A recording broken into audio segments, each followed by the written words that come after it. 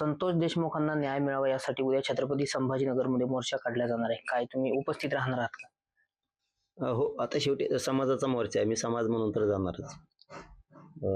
बांधवांनाही विनंती आहे की सगळ्यांनी त्या मोर्चाला उपस्थित राहा.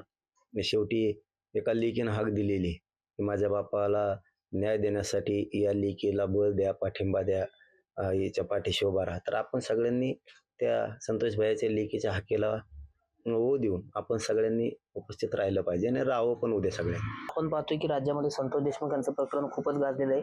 आज त्यातील काही आरोपींचा रिमांड संपणार आहे आणि त्यांना कोर्टात हजर केलं जाणार आहे. आता तपास पोलीस बांधव SIT CID करतायत त्यावर. पण त्यातलं ना साखळी सगळी शोधणं खूप गरजेचं आहे. हे खूप मोठं रॅकेट आहे, हे लहान रॅकेट नाही. हे खूप मोठं रॅकेट आहे. खूप मोठं एक गुंडाच्या टोळीचं साम्राज्य उभा केलेलं आहे. त्यामुळं याच्यात खोलात जाणं खूप गरजेचं आहे. रामनाथ ढाकणे, TV9 मराठी, अंतरवाली.